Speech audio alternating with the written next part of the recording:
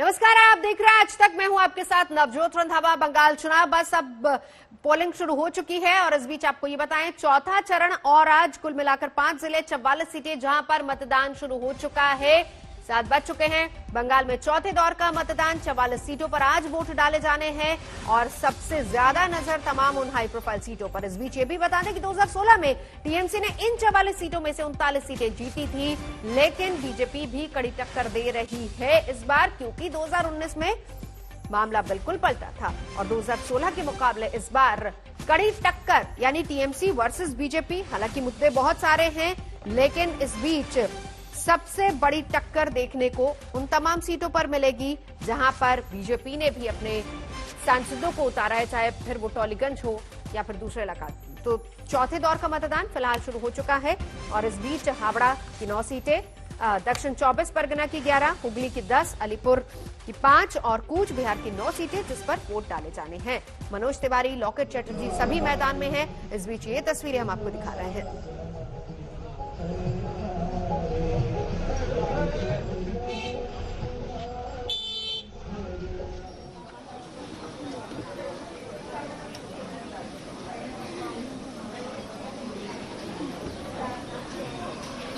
Polling शुरू हो चुकी है। वैसे ये कल्चर है बंगाल का कि सुबह सुबह सबसे पहले मतदान और फिर जलपान, यही कल्चर है और यही देखने को मिल रहा है। और यहाँ पर देखिए, महिलाओं की लंबी कतार बार बार इसलिए कहा जा रहा है क्योंकि सिर्फ अगर दक्षिण 24 परगना की बात करें तो 6 ऐसी सीटें हैं जहां पर हार जीत का फैसला महिलाएं कर सकती हैं। और इस बीच क्योंकि इन इलाकों में महिला वोटर सबसे ज्यादा हैं, ये तस्वीरें आपको दिखा रहे हैं जहां पर सुबह सुबह पोलिंग शुरू हो चुकी है, लोग पहुंच रहे हैं। चलेंगे सीधा कूच बिहार से, हमारे साथ रोहित और मौसमी भी हमारे साथ जुड़ चुके हैं। मौसमी, सबसे पहले आपके पास आते हुए, सुबह सुबह का वक्त, कितनी लंबी कतार देख रही हैं और ऐसे में सबसे जरूरी देखिए कि कोरोना से बचाव भी बहुत अहम है।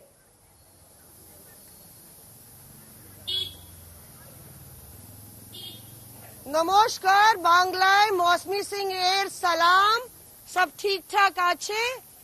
आज 4th फेज वोट, निजर वोट निजे दिन। कुछ बांग्ला बोलने की कोशिश थी। यही अपील है कि वोटर आज बाहर निकले और वोट करें, क्योंकि बंगाल में है तो बंगाली भी बोलनी चाहिए थोड़ी बहुत। और नवजोत पर आपको बता दें कि बंगाल के वोटर जिस तरह की कैंपेन जी थोड़ी बहुत सीख लिए, क्योंकि रसगुल्ला भी खाने को मिल रहा है तो बंगाल की मिठास भी आ गई है भाषा में। और बंगाल बेमिसाल तो है ही नवजोत, क्योंकि अब देखिए, मैं पूरे देश में मैंने चुनाव कवर किया और मैंने कहीं नहीं देखा कि वोटिंग शुरू होने से 1.5 घंटे पहले लोग इस तरह से कतार में खड़े हैं। मैं यहाँ पे 5:30 बजे पहुंच गई थी सिंगूर में, जहाँ पे तिकोना कॉन्टेस्ट हमें देखने को मिल रहा है। ममता का गढ़ माना जाता है। लेफ्ट को धराशाही किया था ममता बनर्जी ने एक नैनो की फैक्ट्री को लेके जो बवंडर शुरू हुआ था, लेकिन अब हुबली में बहुत पानी बह चुका है।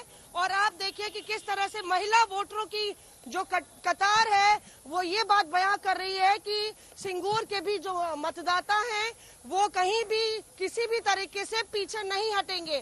तो बहुत इंटरेस्टिंग, दिलचस्प कॉन्टेस्ट है, क्योंकि भाजपा के तमाम नेता, दिग्गज नेता भी यहाँ पे आए हैं और उन्होंने इंडस्ट्रियलाइजेशन की बात की है। तो पिछले 13-14 सालों में जो बयार है, विचार है, क्या वो बदले हैं, क्या नहीं बदले हैं, इन सब का फैसला आज एमएलए आपके सामने खड़े हैं। कोई फर्क नहीं पड़ता है। तीन टर्म मिलने के बाद आपने अपने इलाके के लिए क्या किया। और पिछले 10 साल ममता दीदी के राइट हैंड और one of the most powerful मंत्री, जो पब्लिक वर्क्स डिपार्टमेंट देखते थे और कई सारे मंत्रक संभालने के साथ साथ उसने अपने इलाके को, उस इलाका में क्या किया और क्या नहीं किया, इसका आप रिपोर्ट कार्ड देखेंगे तो आप हैरान हो जाएंगे। कोई मंत्री अपने इलाके को सिंडिकेट, तोलाबाजी, इलीगल प्रमोशन, हर गली गली में अलग अलग नाम की गुंडा पालना, हफ्तेबाजी, ये सब आप जब तक टॉलीगंज को नहीं देखेंगे, टॉलीगंज को बदनाम करके रख दिया ये जो है, जो आरोप विश्वास मेरे जो खिलाफ है और उनके भाई और जो उनके टीम पूरे हैं। और जबकि टॉलीगंज जो है हमारा पूरी दुनिया में बंगाली के लिए एक स्पेशल जगह है। ये उत्तम कुमार का टॉलीगंज है, सुचित्रा सेन का टॉलीगंज है, सत्यजीत राय, ऋतुपर्णा घोष, आप किसी को भी बोल दीजिए। लेकिन माई वे और दी हाईवे, या तो आप तृणमूल का फ्लैग पकड़े या तो आपको काम ही नहीं मिलेगा। जो लोग अपने खुशी से अपनी मर्जी से पॉलिटिक्स में आते हैं वो कोई भी पार्टी में जाए, वो हमारे कोलीग्स हैं। जैसे मेरे यहाँ पे जो सीपीएम के प्रार्थी है देवदूत, वो भी एक एक्टर है, तो हम मिलते हैं तो हम हाय हेलो करते हैं। लेकिन जैसे हमारी पूरा प्रचार हो चुकी है, लेकिन देखिए फिर भी आज जो टेंशन जो चारों तरफ मीडिया में भी है वो यही है कि तृणमूल कहाँ बूथ कैप्चर करने की कोशिश करेगी, कहाँ हिंसा करेगी, जो हमेशा वो करते रहे, उनका डीएनए में है। पावर में रहने के लिए दीदी क्या क्या बातें कर रही है। थोड़ा आत्ममर्यादा तो भी हो। अगर चीफ मिनिस्टर तो वो रहेंगे नहीं 1 महीना 20 दिन से बाद, तो ठीक है, चलिए उस पद के साथ आपने नाता छोड़ दीजिए, कोई फर्क नहीं पड़ता, लेकिन कम से कम एक इतना मजे हुए पॉलिटिशियन होने के नाते उस तरीके की बात तो करिए। तो ये आप देखिए इसी का है कि अभी जस्ट घूमूंगा, हमारे जो ग्रास रूट लेवल के लड़के हैं हमारे साथ, देखिए ये सब मिलिट्री ये वो सिक्योरिटी वगैरह चलता है, तो मुझे थोड़ी सी शर्म आती है। वो लोग एकदम आम लेवल पे काम कर रहे हैं, but the election commission has done a fantastic job. पिछले जो हमने 3 फेजेस में देखा है, तो टुडे पीपल हमने 80% से ज्यादा हमने मतदान देखी है in spite of Trinamool violence. 2-3 दिन पहले भी आपने देखा है कैसे सबके ऊपर हमले हो रहे हैं, तो आज भी वैसे ही होगा, यही उम्मीद है। जैसे मैं हमेशा गाड़ी चला के मोबाइल ये मेंटेन करता हूँ, कंट्रोल रूम मेंटेन करता हूँ, आज भी वैसा ही है। मैं अपने खुद मोबाइल पे रहूंगा, खुद चलाऊंगा, फिर देखते हैं क्या होता है। दीदी और टीएमसी की तरफ से ऑलरेडी चार्जेस आना शुरू हो गए हैं कि बूथ पे सीआरपीएफ जो है लोगों को वोट नहीं करने दे रही है। सेंट्रल फोर्सेस के खिलाफ उन्होंने ये भी कहा है कि घेराव कर लो उनको और पीछे से जाके कुछ लोग वोट करो। शर्मनाक है, मैं क्या कहूँ, बोलिए। It's shameless, spineless. I don't know how can a chief minister speak this language. I think कोई आम जनता में से कोई इसी तरीके की बात करते तो शायद गिरफ्तार हो जाते हैं, हमारे यहाँ के लीगली गिरफ्तार हो जाते। चीफ मिनिस्टर है, उनको 2 नोटिस मिल चुकी है, वो अपने आप में बहुत शर्म की बात है। अगर मैं कुछ ऐसी शब्द कहूँ पब्लिकली जिसके लिए मुझे इलेक्शन कमीशन का नोटिस आए तो मुझे बुरा लगेगा। अब दीदी को नहीं लगती है। आज भी सुबह मैंने सुना कि पिछले नोटिस का जवाब भी नहीं दिया उन्होंने, नहीं दिया। वो समझते हैं कि वही कॉन्स्टिट्यूशन है, वही सारी चीजें खुद ही चलाएगी, और उसीलिए ये हमारे कॉन्स्टिट्यूशन और डेमोक्रेसी के लिए खतरा है। और उसीलिए जो है बंगाल में ये जो आप हिंसा के माहौल देखते हैं, इसका वजह ये है कि जो मुखिया है वो इसे डाउनवर्ड्स पर्कुलेट कराते हैं। जो आज की सीट्स है बाबुल, वो अर्बन सेमी अर्बन सीट्स है मोस्टली, तो आपको लगता है बीजेपी से ब्रीच कर पाएगी? क्योंकि ये तृणमूल एक तरह से इसका स्ट्रांग होल्ड रहा है। नहीं, आप सीपीएम से लेके कांग्रेस से लेके किसी को भी पूछ लीजिए, अर्बन सीट्स में, इवन अर्बन सिविक पोल्स में किस तरीके का खतरनाक rigging, booth capturing Trinamool Congress करते आए हैं, वो आपको हिस्ट्री आपको बताएगी। आप कैसे इवन नाउ जर्नलिस्ट की गाड़ियां तोड़ देते हैं, क्या क्या होता है यहाँ पे। तो उम्मीद ये करते हैं कि लोगों ने इस बार जो रिजोल्यूट दिखाई है और इलेक्शन कमीशन ने, सेंट्रल फोर्सेस ने जो अटेंशन दिखाया है, तो उससे जो है हिंसा करने की कोशिश तो तृणमूल की, लेकिन सक्सेसफुल नहीं रहे, उतना ज्यादा सक्सेसफुल नहीं रहे। आज भी वो कोशिश करेंगे, उसको हम सब मिलके कितना नकार पाएंगे, कितना हम उन्हें रोक पाएंगे और डेमोक्रेसी को सेलिब्रेट करने का मौका लोगों को दे सकेंगे, इसी का चैलेंज है। उसी चैलेंज को लेके हम मोबाइल, जैसे कहा आपको, मोबाइल कंट्रोल रूम चलाएंगे। अच्छा, तो on the note of celebrating democracy, anything on a musical note that you well, let's let the people on the ground, they have a musical day today. Democracy को celebrate, एक democratic country में आप रह रहे हैं, खुली हवा में सांस ले रहे हैं, वो अपने आप में एक बहुत बड़ी बात है। We are the biggest democracy in the country, but जैसे हमारे ऑनरेबल प्राइम मिनिस्टर कहते हैं कि we should be the finest democracy in the country. तो आज मुकद्दर के सिकंदर कौन होगा ये बात नहीं है। आपने अगर अच्छा काम किया है तो उसी का सिकंदर आप बनेंगे। लेकिन गाना तो यहाँ पे कुछ लाइन और टू, क्या anything that comes to mind this morning. क्या अभी सुबह का टाइम में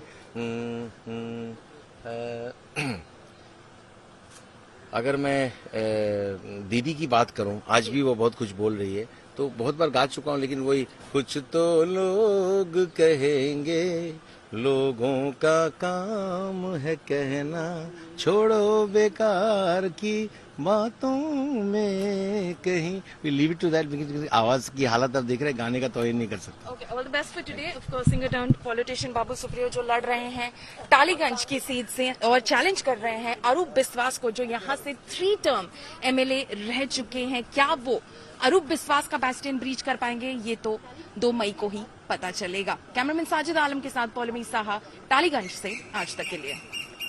तो टॉलीगंज से पौलमी साहा और हम सुन रहे थे किस तरीके से बाबुल सुप्रियो भी सुर लगा रहे थे वहां से। वैसे ये वही इलाका है जहां पर कुछ दिन पहले जया बच्चन भी पहुंची थी टीएमसी के उम्मीदवार के लिए। अमित शाह ने कल बंगाल में चुनाव प्रचार किया। उन्होंने ममता और राहुल गांधी पर धुआंधार हमले बोले। माइनॉरिटी वोटर्स को अपील की है कि एकजुट हो जाइए और तृणमूल कांग्रेस के लिए वोट करिए। वो बताता है शायद उनके माइनॉरिटी वोट भी अब धीरे धीरे धीरे धीरे धीरे उनसे खिसक रहे हैं, कहीं और जा रहे हैं, और ये डर भी उनको सता रहा है। वरना इस प्रकार की अपील किसी भी मुख्यमंत्री के मुंह से, किसी भी पार्टी के अध्यक्षा के मुंह से मैं नहीं मानता कि ये उचित है। इस प्रकार के काम करने की बजाय दीदी को चाहिए कि हार के कारणों का एनालिसिस करें। बेरोक टोक आपने होने दी है। अब तो कलकत्ता में बैठे हुए बंगाली बाबू को भी चिंता है कि 10 साल के बाद कलकत्ता की क्या स्थिति होगी, घुसपैठ अगर इसी तरह से चलती रही। बंगाल की जनता इसलिए आपके खिलाफ है। लाखों करोड़ों जो शरणार्थी आए हैं बांग्लादेश से, उनको नागरिकता देने का कानून मोदी जी लेकर आए। सीएए, आप सीएए का विरोध कर रही है, इसलिए हमारे बंगाल के मतदाता आपके खिलाफ है। आयुष्मान भारत की योजना हो, चाहे प्रधानमंत्री जी ने किसानों के लिए 6,000 रुपया प्रति साल भेजा है उसकी योजना हो, चाहे ग्रामीण सड़क बनाने की प्रधानमंत्री ग्रामीण सड़क योजना का विस्तार हो, चाहे रेलवे के एक्सपांशन की बात हो, हर चीज में आपने अड़ंगा लगाया है। राजनीतिक दृष्टिकोण से मोदी जी लोकप्रिय न हो जाए इसके भय से बंगाल के विकास को धीरा करने का काम, रोकने का काम आपने कहा है। तो आपको बता दें कि आज चौथे चरण का मतदान पश्चिम बंगाल में शुरू हो चुका है। लोग पहुंच चुके हैं पोलिंग बूथ पर अपने मताधिकार का इस्तेमाल करने के लिए। चौथा चरण 5 जिले, 44 सीटें, हावड़ा की 9, दक्षिण 24 परगना की 11, हुगली की 10, अलीपुरद्वार की 5, कूच बिहार की 9, सेमी और अर्बन एरिया ये पूरा जहां पर टीएमसी का गढ़। लेकिन इस बार बीजेपी कड़ी टक्कर दे रही है। मनोज तिवारी, लॉकेट चैटर्जी, टॉलीगंज की अगर बात करें, बाबुल सुप्रियो वर्सेस अरुण बिस्वास जो कि 3 बार के एमएलए रह चुके हैं, लेकिन इस बार कड़ी टक्कर बाबुल सुप्रियो की तरफ से। और इस बीच सुबह बाबुल सुप्रियो से जब आज तक ने बात की तो उन्होंने कहा कि वो जाएंगे मैदान में और ममता बनर्जी हार रही है। और इस बीच आपको ये भी बता देते हैं कौन कौन चुनावी मैदान में है। बेहला पूर्व से देखिए, पायल सरकार बीजेपी की तरफ से जानी मानी अभिनेत्री, और इसके अलावा बेहला पश्चिम की बात करें तो पार्था चैटर्जी टीएमसी जिनको टक्कर दे रही है श्रवंती चैटर्जी बीजेपी की तरफ से। इसके अलावा और अगली हाई प्रोफाइल सीट बल्ली, जहां पर वैशाली डालमिया बीजेपी की तरफ से, राणा चैटर्जी टीएमसी की तरफ से मैदान में। शिवपुर में रतन चक्रवर्ती बीजेपी की तरफ से और मनोज तिवारी टीएमसी की तरफ से चुनावी मैदान में। इसके अलावा चंडीतला और यहां पर देवशीष दासगुप्ता बीजेपी की तरफ से और मोहम्मद सलीम टीएमसी की तरफ से चुनावी मैदान में। कई दिग्गजों की किस्मत का फैसला आज वोटिंग मशीन में कैद हो जाएगा।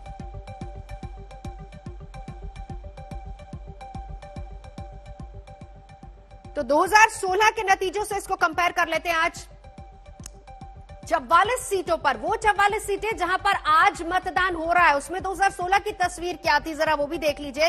विधानसभा चुनाव जब 2016 में हुए थे उसमें 46% वोट टीएमसी को पड़े थे और 39 सीटें टीएमसी ने जीती थी। इन 44 सीटों में वो 44 सीटें जिन पर आज मतदान हो रहा है, चौथे चरण का मतदान जिसमें 5 जिले आते हैं, इसमें वो 44 सीटें, उन पर 2016 की तस्वीर क्या थी, जिसमें कांग्रेस ने कैसा प्रदर्शन किया था वो भी आपको दिखा रहे हैं। लेफ्ट का प्रदर्शन कैसा था, बीजेपी का कैसा था, टीएमसी का कैसा था, ये तस्वीर आपको दिखा रहे हैं। 39 सीटें बीजेपी के खाते में गई थी इन 44 में से, और 1 सीट बीजेपी ने जीती थी। टीएमसी के खाते में गई थी 39 सीटें। और इस बीच अगर प्रतिशत की बात करें तो 46%, टीएमसी के खाते में 12% बीजेपी के खाते में। लेकिन इतना कॉन्फिडेंस क्योंकि 2019 में तस्वीर पूरी तरह से बदली और इसीलिए इस बार मुख्य विपक्ष के तौर पर कड़ी टक्कर देने के लिए बीजेपी सामने, जिस पर बार बार बीजेपी की तरफ से कहा जा रहा है कि 200 प्लस इस बार।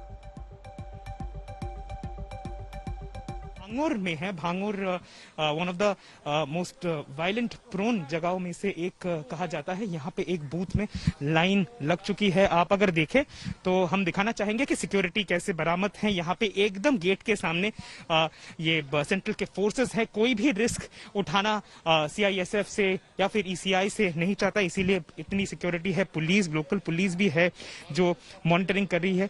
यहाँ पर अगर देखें तो एक बहुत ही इंटरेस्टिंग चीज, सभी के हाथों पर सैनिटाइजर दिया जा रहा है यहाँ से, ताकि कोरोना के काल में जब ये चुनाव हो रहा है, ये मैंडेटरी हो जाता है देखना कि इलेक्शन प्रोसेस के अंदर वोटिंग प्रोसेस शायद सुपर स्प्रेडर ना बन जाए, क्योंकि केसेस कोरोना के हर दिन लगातार बढ़ते जा रहे हैं। तो शायद इसीलिए ये प्रिकॉशन लिया जा रहा है EC के द्वारा। सिक्योरिटी के पॉइंट ऑफ व्यू से हम दिखा सकते हैं आपको कि हर बूथ के सामने CISF के जवान, सेंट्रल के जवान तैनात हैं। सुबह सुबह वोटर यहाँ पे आ चुके हैं। आज भांगुर सहित 43 और सीट्स पर पश्चिम बंगाल में चुनाव होने वाला है और 2 मई को इसका रिजल्ट जो है वो सामने आएगा। भांगुर से कैमरा पर्सन संतोष प्रसाद के साथ सूर्याग्नि रॉय, आज तक। मेरे दो सहयोगी इस वक्त हमारे साथ जुड़े हुए हैं। सिंगूर से मौसमी हैं, कूच बिहार से रोहित सिंह। रोहित, आपके पास आते हुए 9 सीटें जहां पर आज मतदान होना है, लेकिन 2019 का जिक्र करना यहां पर बहुत जरूरी, क्योंकि यहीं पर बीजेपी ने गेन भी किया था। तो तस्वीर आज कैसी नजर आ रही है वहां पर? बिल्कुल नवजोत, सही कहा आपने। 2016 में जो है ये यहाँ की 9 सीटें जो हैं उसमें से 8 तृणमूल ने जीती थी, एक पे लेफ्ट ने जीता था। लेकिन 3 साल के अंदर यानी 2019 में ही एक तरीके से कह सकते हैं तख्ता पलट हुआ और बीजेपी ने यहाँ पर जो है लोकसभा सीट जो है वो जीत ली। और उसके बाद से बीजेपी यहाँ पर एक बहुत ही फ्रंट रनर के रूप पर जो है यहाँ उभरी है और कड़ी टक्कर दे रही है इस बार ममता बनर्जी की पार्टी को। और इस वक्त हम कूच बिहार दक्षिण के एक पोलिंग बूथ पर मौजूद हैं, जहाँ की तस्वीरें आपको हम दिखा रहे हैं। यहाँ देख सकते हैं सुबह से आधे घंटे का वक्त हो चुका है वोटिंग शुरू हुए, और खासकर कोरोना काल में किस तरीके से सुरक्षित तरीके से मतदान करवाया जाए, इसको लेकर यहाँ पर व्यापक इंतजाम किए गए हैं। आप देख सकते हैं यहाँ स्वास्थ्य कर्मी मौजूद हैं पोलिंग बूथ पर। सभी को जो है ग्लव्स पहनाया जा रहा है, सैनिटाइज किया जा रहा है और बिना मास्क पहने किसी को पोलिंग बूथ में घुसने तक नहीं दिया जा रहा है। तो कहीं ना कहीं इलेक्शन कमीशन ने भी कल जिस तरीके से पॉलिटिकल राजनीतिक दलों को जो है वो फटकार लगाई है, उसके बाद देख सकते हैं कि जो शिथिलता थोड़ी सी आ गई थी पूरे चुनावी समर में, उस पर एक बार फिर से जो है सख्ती बरती जा रही है और मतदान सुरक्षित तरीके से हो, इसकी यहाँ पर इलेक्शन कमीशन के द्वारा जो है वो कोशिश की जा रही है। लेकिन महत्वपूर्ण है कि इस बार उत्तर बंगाल में जो है 2 जिलों में इस वक्त जो है वोटिंग चल रहा है, अलीपुरद्वार और कूच बिहार। और कूच बिहार में इस वक्त हम हैं और यहाँ पे आप देख सकते हैं लगातार जो है वोटिंग चल रही है। यहाँ देख सकते हैं महिलाएं भी जो है, जो बूढ़ी महिलाएं हैं वो लोग भी अपना मतदान करके अपने वोट कर लिया है। जी देख सकते हैं जो बूढ़ी महिलाएं भी हैं, उम्रदराज, वो लोग भी आई हैं अपना वोट देकर। अपना साइन दिखा दीजिए तो देख सकते हैं जज्बा, देख सकते हैं किस तरीके से है। क्या नौजवान, क्या हम पहला, बुजुर्ग, दूसरा, तीसरा, अब आज तो चौथा चरण आ गया। लगातार कल्चर हम देख रहे हैं कि पहले मतदान फिर जलपान। सीधा चलेंगे सिंगूर, जहां पर मौसमी मेरे सहयोगी मौजूद है। मौसमी, वहां भी क्या ऐसी तस्वीर नजर आ रही है कि पहले मतदान फिर जलपान?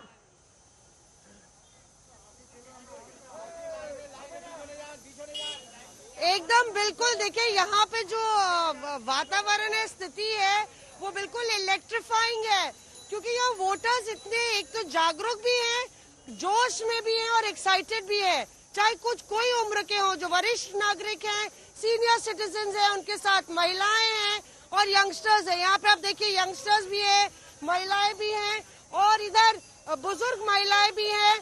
कुछ बच्चे भी लाइन में लगे हैं, जाहिर तौर पे घर पे अकेले छोड़ने के जगह यहाँ पे बच्चों को साथ लेके आए हैं, पर किसी भी हाल में पीछे नहीं हट रही है। और आपको मैं दिखाती हूँ कितनी लंबी कतार है सिंगूर में।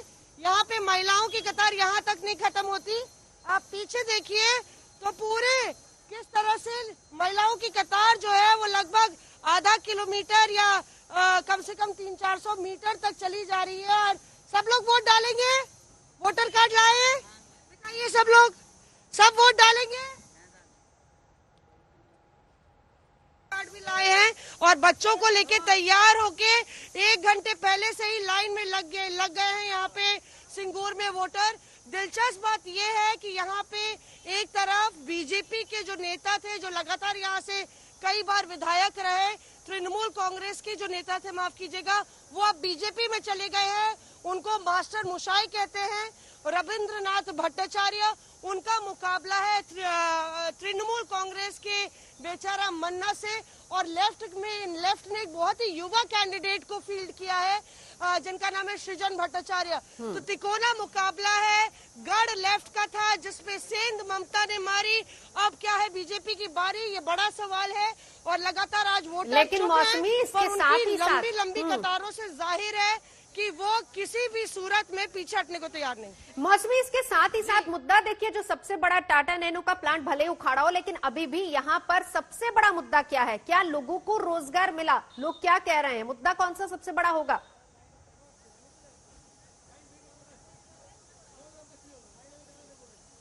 जी बिल्कुल, देखिए दिलचस्प बात यही है नवजोत की 13-14 साल पहले लगातार ममता बनर्जी ने भूख हड़ताल की और जो आंदोलन सिंगूर से छिड़ा, उसने ममता बनर्जी को सत्ता दिलाई, ताज दिलाया पश्चिम बंगाल का। लेकिन तब से अब तक बहुत सारी चीजें बदली हैं, हालात बदले हैं।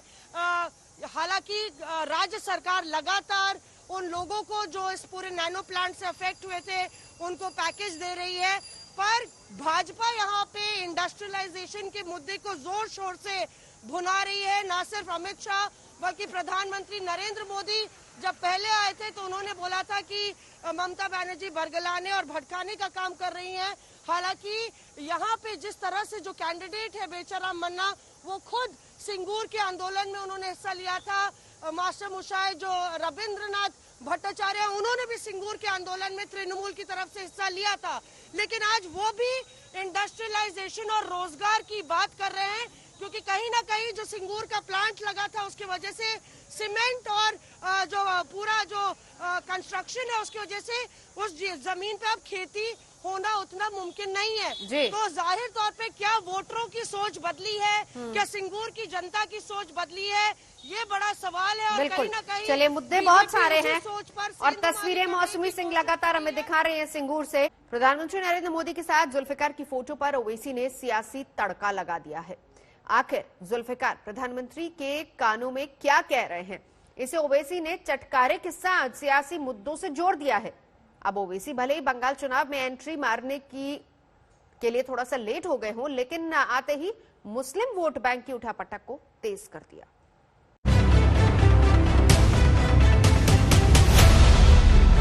आखिर ऐसी कौन सी बात थी जो जुल्फिकार पीएम के कान में कहना चाहता था? आखिर जुल्फिकार ने ऐसा क्या कहा जिसे प्रधानमंत्री मोदी इतनी गंभीरता से सुन रहे थे? मौका पश्चिम बंगाल चुनाव का है। ऐसे में ये ऐसा सवाल है जिसने बंगाल की सियासत में नई बहस छेड़ दी है। सिर पर मुस्लिम टोपी, कंधे पर देश के प्रधानमंत्री का हाथ और पीएम के कान में कुछ कहता हुआ जुल्फिकार। सोशल मीडिया में वायरल इस तस्वीर ने पहले तो व्यंग्य के साथ लोगों का मनोरंजन किया, लेकिन अब ये तस्वीर बंगाल की सियासत का नया हथियार बन गई है। आसनसोल में जब आज ओवैसी पहुंचे तो उन्होंने जुल्फिकार की सारी बातें बंगाल की सियासत की समस्या के साथ जोड़ दी। ओवैसी ने चटकारे लेते हुए बता दिया कि आखिर जुल्फिकार ने पीएम मोदी के कान में क्या कहा होगा। अभी थोड़े दिन पहले अखबार में आपने फोटो देखा होगा, मोदी जी के बाजू एक आदमी खड़ा हुआ है, सर पे टोपी है। तो मीडिया के लोग हमसे पूछे क्या बोला होगा वो, तो हम बोले तुम सुनोगे? तो बोले बोलो। मेरे को नहीं मालूम कि वो क्या है, कौन है, मैं तो आप जानते, मैं तो नहीं जानता। बोले क्या बोला होगा? तो उसने कान में कहा, मोदी जी मैं बांग्लादेशी नहीं हूं। किसी ने पूछा और क्या कहा होगा? तो उसने कहा, मोदी जी हम कागज नहीं दिखाएंगे एनआरसी एनपीआर के लिए। बंगाल की सियासत है, मुस्लिम वोट बैंक की अहमियत है। ऐसे में मोदी की रैली में मुस्लिम शख्स की तस्वीर विरोधियों को अखर रही है। ओवैसी ने पीएम मोदी को मुस्लिम टोपी पहनने की चुनौती दे डाली तो बीजेपी भी कहां चुप रहने वाली थी। गृह मंत्री अमित शाह ने मौके पर चौका मारा और हिंदू कार्ड खेल दिया। फिर किसी ने पूछा और क्या कहा, तो उस शख्स ने कहा हो सकता है कि मोदी जी मेरी तरह की टोपी कब पहनेंगे आप। ओवैसी जी की बहुत सारी टिप्पणियों पर मैं तो टिप्पणी नहीं करता, मैं उनको इतना ही कहता हूं वो भी किसी हिंदू के साथ तस्वीर खिंचा ले जरा। जिस तस्वीर पर सियासी खेल जारी है वो 3 अप्रैल की है, जब पीएम मोदी की सोनारपुर रैली में जुल्फिकार नमाजी टोपी पहनकर पहुंचा था। जुल्फिकार बीजेपी का कार्यकर्ता है और उसने बताया कि आखिर उसने पीएम मोदी से क्या बात की। उन्होंने पूछा कि पहली सेंटेंस उनकी थी, आपका नाम क्या है? तो मैं मतलब उसी वक्त बहुत भावुक हो गया था, मेरे आंखों में मतलब पानी आ रही थी और मैं बिल्कुल मतलब अपने आप को रोक नहीं पा रहा था कि मतलब प्रधानमंत्री जी होकर मुझसे पूछे कि तुम्हारा नाम क्या है। मैंने बोला कि मेरा नाम जुल्फिकार अली है। तो उन्होंने कंधे पे हाथ रख दिया कि और बताइए आप क्या बनना चाहते हैं। तो मतलब मैं सिर्फ उनके चेहरे को देख रहा था, पढ़ रहा था कि मतलब ये कैसे हैं, उनका आँख कैसा है। तो मैंने बोला कि मुझे कभी काउंसलर नहीं बनना है, कभी एमएलए नहीं बनना चाहता हूँ, कभी एमपी नहीं बनना चाहता। तो मैंने कहा कि सर मेरे पॉकेट में मोबाइल था, तो मैं मोबाइल को अपना टच कर, सर मैं आपके साथ एक फोटो खिंचाना चाहता हूँ। सेल्फी, मतलब इंटेंशन वही था, बट वर्ड जो था ये वर्ड था, सर मैं आपके साथ एक फोटो खिंचाना चाहता हूँ। तो मोदी जी ने इस तरह इशारा किया, हाँ देखिए। पश्चिम बंगाल की सियासत में ओवैसी की एंट्री भले ही देर में हुई हो, लेकिन मुस्लिम वोट बैंक का गेम शुरू हो चुका है। जिस फुरफुरा के शरीफजादे के साथ मिलकर ओवैसी बंगाल में जमीन तलाश रहे थे, उसने लेफ्ट कांग्रेस से हाथ मिला लिया। ओवैसी की रैलियों को दीदी ने बंगाल में इजाजत नहीं दी। ऐसे में ओवैसी के निशाने पर इस बार दीदी है। यही तो ममता बनर्जी की सबसे बड़ी क्रास हिपोक्रेसी और अपॉर्चुनिज्म है, और इनका ये कम्युनल बिहेवियर है। ममता बनर्जी ने क्या कहा था कि मुसलमान गाय है, कभी लात भी मारती तो कभी दूध भी देती। आप हमको इंसान के तौर पे क्यों नहीं देखते बंगाल के मुसलमानों को? आप उनको जानवर क्यों समझते हैं? आप उनके भी ख्वाहिशात हैं, उनकी उम्मीदें हैं, एस्पिरेशंस हैं, एम्प्लॉयमेंट में, गवर्नमेंट शेयर में, स्कूल्स में, सिविक कम्युनिटीज में। आप उनको गाय समझते हैं और फिर आप ये कहते हैं कि यूनाइटेडली मुझे वोट दो। वो मुसलमान वोट बैंक रहा ही नहीं कभी इस देश में। यहां पर हमेशा मेजोरिटी कम्युनिटी का वोट बैंक रहा और उसी के तहत वो लोग सब काम कर रहे हैं। इसीलिए तो ममता बनर्जी को बोलना पड़ा कि मैं ब्राह्मण हूं, मेरा गोत्रा ये है, चंडी पाठ पढ़ना पड़ा। तो ये सब चीजें हो रही है। और मोदी कहते हैं मैं हिंदू नेशनलिस्ट हूं, ममता बनर्जी कहती है कि मैं हिंदू ब्राह्मण हूं। तो ये हमारा हाल ऐसा है कि इन दो के बीच में हम फंसे हुए हैं। ममता के सामने दो धारी तलवार है, एक ओर मुस्लिम वोट बैंक खिसकने का डर तो दूसरी ओर हिंदू वोट बैंक से दूरी। यही वजह है कि जब जब ममता मुस्लिम कार्ड फेंकती है, बीजेपी ध्रुवीकरण के जाल में दीदी को फंसा देती है।